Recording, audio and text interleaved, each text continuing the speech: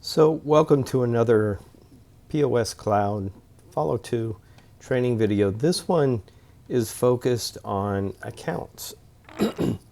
Now, when we're talking about accounts, there's a couple things that have to be configured first.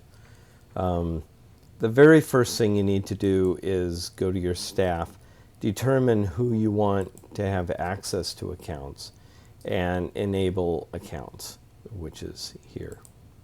Okay, make sure that's enabled. So you'll notice counterperson doesn't have access to accounts, but the manager does. Okay, so once you turn that on, hit save. The next thing you need to do is under Tools, these are all the settings, under Ticket Settings, you're going to notice that there's a number of things that have to be kind of turned on and off, and you'll want to go through these settings carefully or go through the manual to determine what needs to be on, what needs to be off, etc., etc. For the accounts to work, basically you just need the customer to be on an account. Okay, but the other thing that's useful is under General Settings, make sure that the pre-process the AR before statements is on. And the reason for that is it'll be much faster to print statements if that particular setting is on all the time. Okay, so that's kind of one of the things we want to go through. So the next thing is, let's jump right into accounts. So when you first come into the program, you basically have the home screen. This is where you can type a customer's name and you can search, and you'll notice that test customer is here, and the first thing we want to do to set up an account is make sure that account is turned on for that particular customer. So you want to select the customer, go to Customer Edit, and you want to go to the Accounting tab and make sure that, and you can see it kind of blinking there, make sure that the account checkbox is turned on. The other thing that's helpful is make sure there's a billing address in city, state, and zip, so this can appear on the statement. Okay. The next thing you want to do is determine a billing cycle, if you're going to bill them monthly or whether you're going to bill them weekly, or if you choose none and they don't come out in the batch, monthly batch, but you can select them individually and just pop up the statement and print it anytime you want. With accounting, there's two other fields that are very important. One is the linked account field. Okay, please don't put anything into the linked account field unless you want the bill for this customer to be transferred over to another account customer. So an example of that would be a police department. You have a customer called Police Department, okay, XYZ, and then you're going to have a bunch of policemen. And each policeman are going to have their own account. They're going to be on account, and you're going to put the phone number for the police station in the linked account. Now, under the account for the policeman, you're going to use their phone number, so you can always get a hold of them. But when they pick up their order and they put it on account, since there's another account number here, it's going to transfer that ticket's bill to whatever linked account you have here. So make sure to type it in correctly with dashes. Okay, so that's what a linked account does.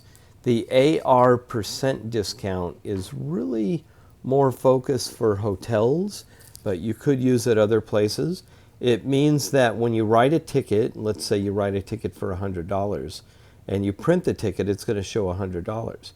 Now, if you put a 40% discount here in the AR % discount, then when it transfers to accounts receivable, it's going to take 40% off. So this is for a hotel where you've negotiated, these are the set hotel prices, and the hotel will pay 50% or 60%, whatever. So you want to put the percent off. This is the AR % off. So if you put 40%, then the bill will transfer over at 60% its value. So if it's a $100 ticket, when it goes to accounts receivable, you're going to notice that the ticket amount says $100, but what is due is actually $60 because the AR percent off. So those are the two that are very important. The third one that we'll talk about more in credit card area is if you want at the end of the month or at any point for the customer to have a credit card on file and at the end of the month just automatically charge his bill to his credit card, which is very common, then what you're going to do is you're going to do a get token. And you do have to have Open Edge credit card processing turned on. So you got to set up an account with them, okay? And then you want to hit Get Token, and it'll pop up and have you enter the credit card, and it'll get a token that's stored to the customer. So you're not actually storing credit card numbers and expiration dates, okay? So once the customer is set up, you're just going to hit Save and hit Close. And basically at that point, you're going to go and write a ticket and pick up a ticket and put it on account. Now I've already written a ticket, so we're going to go ahead and pick one up. You'll see here that we have 4 tickets on this customer, and the first one actually is not prepaid, $15.84, and you can see that's ticket number 1263. I'm just going to select that ticket to pick it up. Now, I could select several tickets and pick them up, but let's just do one. I'm going to do the cash out screen. And with accounts, you want to pay exact because you want this amount, the tendered amount, to go on account. So in other words, the bill is $15.84, but I want the total amount to go on account. Now, if for whatever reason you only want $5 or $10 to go on account, then changes the 5 or 10. But typically on accounts, you want the entire amount to go on account. So after you click Pay Exact, hit the On Account button. It says $15.84 has been placed on account, and that ticket now disappeared. In fact, if we go to prepayment, you'll see $12.63 is gone. Okay. So how do we check that it's on account? You have a couple options. The fastest way to navigate is probably go to Dashboard and click Account Manager. Okay. You'll notice in the search screen here, you only get the accounts. And in fact, you can see here if I search for test, you only get the accounts that are the customers that actually have that account checkbox turned on the customer screen. Okay, very important. So you'll see that test account is there.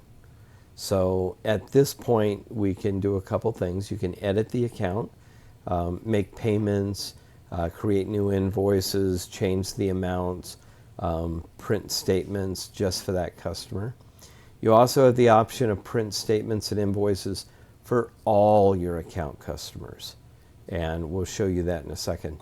The third option is process credit cards. So like I said before, if they have a token or a credit card on file, when you click this button, it will go through all the accounts. And if they have a credit card connected to the customer account and their bill has a balance, it'll charge the balance to their credit card and update their account. So the statement reflects that such and such was paid by credit card. Okay? So today we're just going to go take a look at the account. So I'm going to click Edit Account. You'll see that that ticket 1263 is right on top. So it was $15.84, and what's due is $9.40, and that's because they had prepaid part of it. Okay? So you'll see that that's placed on account, and you'll see over here that you've got a whole bunch of other things going on. You have a payment that was made by check, and you actually have $50 that was an invoice that was created through the system here. So you'll notice the due is 128.74, and at this point you can print a statement by clicking Print Statement. Choose the closing day for the statement, usually the end of the month, and go ahead and preview or send it to the printer. If you email, it will email the customer. So if the customer has an email address on file, a PDF attachment, an email will go with a PDF attachment. Now, you cannot email a PDF to a text. So if the customer has an SMS phone number and you try to email it, it won't send it because you can't fit all this in a text message. So if you want to email them statements and tickets, you want to be able to collect an email address. Okay? So you'll notice that just a statement for the one customer comes up. It shows all the events that occurred within the past 30 days. They did not have a previous balance, otherwise it would have showed, and they owe $128.74. Okay? So you can send that to a laser printer. It has to be 8.5 by 11. To do a payment, you click Payment, and you simply show how much they paid.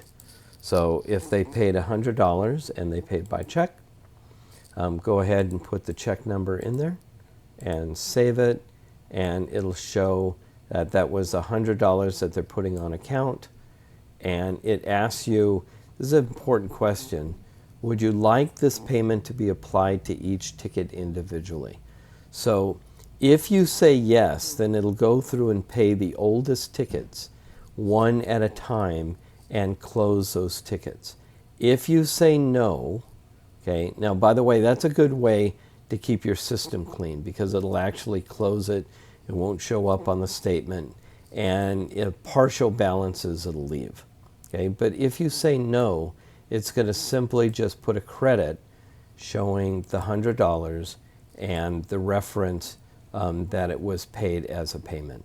Okay, so notice now they owe $28.74. If you print a statement, it's going to show that that payment was made.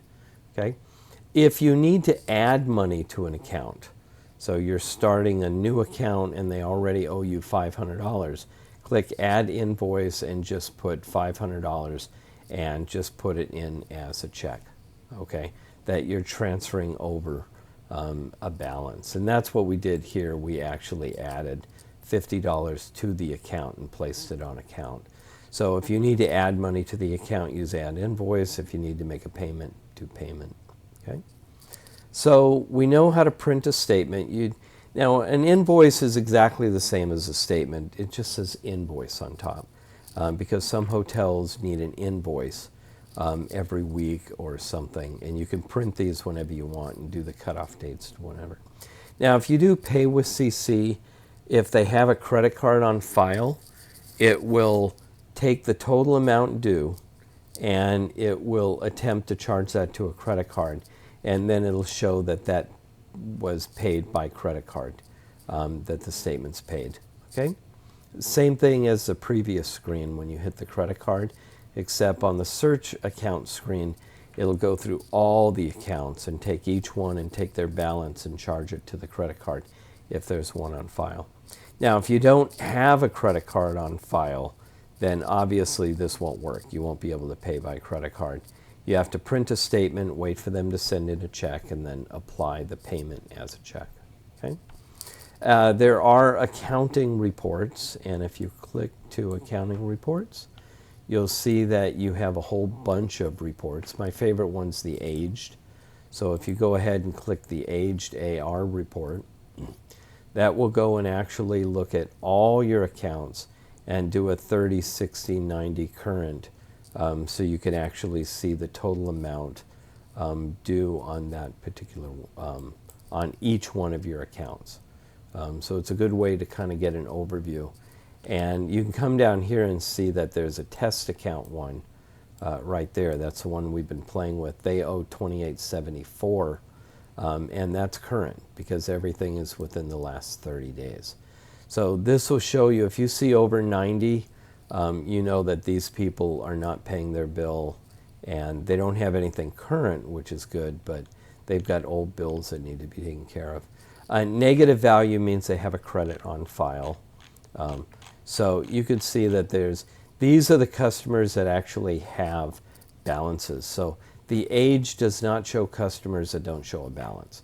So if they're totally paid up, they don't owe anything, they don't show up on the age report. So along with that, you can see the credit report, you can see the discount report, just a list of all your account customers, run that one. When you come down here, this is the important one. This will run all the statements for all your customers to a specific end date, which is the normal way of doing billing. So if you want all the customers and do a monthly, then you're simply going to run this report and set the end date to the end of the month. If you do bi-weekly or you do bi-monthly, you can always set the end date to the 15th, and it'll go from the 1st to the 15th, because that's a specific end date from the 1st of the month. Okay.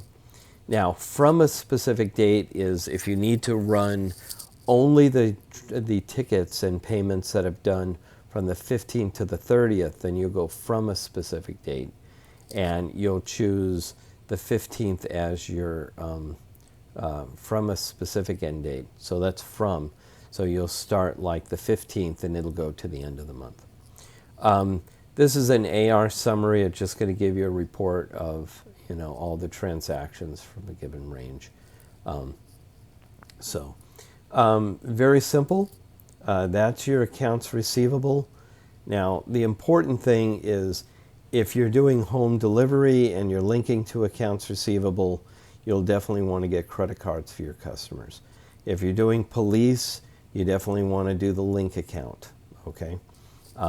If you're doing individual people, just put them on account, charge them, and give them a bill or send their bill at the end of every month. Okay. Now, if you go back to the account manager screen and you go back to the print statements and invoices, remember this is the one that's going to take you to the reports. And in the reports, you can print the first option, which is all the statements. And this is the one that you would run at the end of the month. Print all your statements out, put them in envelopes, or drop them off in the customers. So that's accounts. Thank you for joining me, and we'll see you in the next video.